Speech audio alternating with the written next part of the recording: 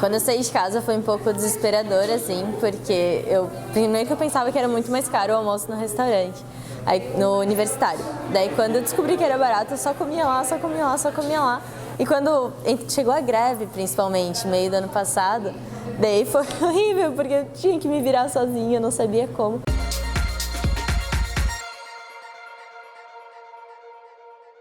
A gente está trabalhando com os ingressantes da UFSC de 2015, né? Eles ingressaram em 2015, então é um pessoal aí que está deixando de ser calouro, mas que ainda está nesse processo de transição, de sair da casa dos pais, né? E tendo que se virar para se alimentar. Eu comecei a fazer o que eu achava que sabia, então arroz, daí eu misturava a carne pronta que a minha mãe mandava com arroz e ficava uma coisa esquisita, só que ficava muita coisa.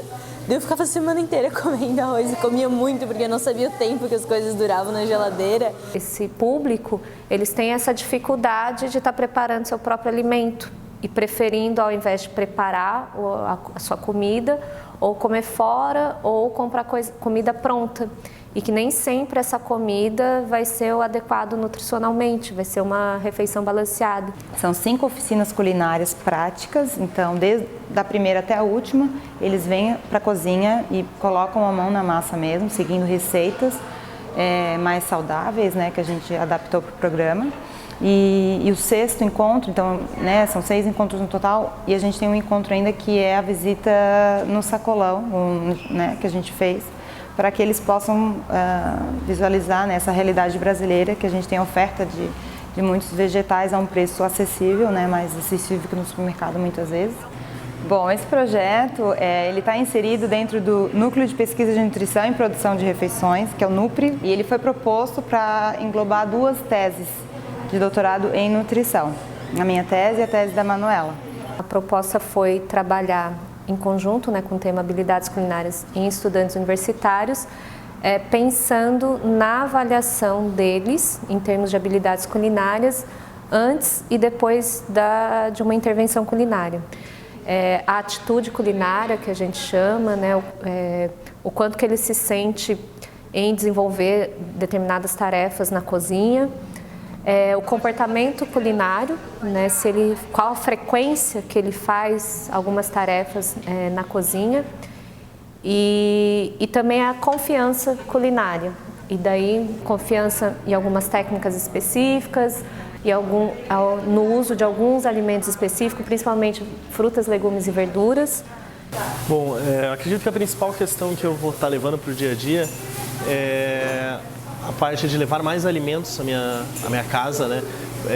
Considerando que aqui eu aprendi técnicas para poder armazenar os alimentos, de fazer eles conservarem por mais tempo, dependendo de uma geladeira, ou através do branqueamento, conseguir depois congelar e depois descongelar, mantendo a qualidade do alimento.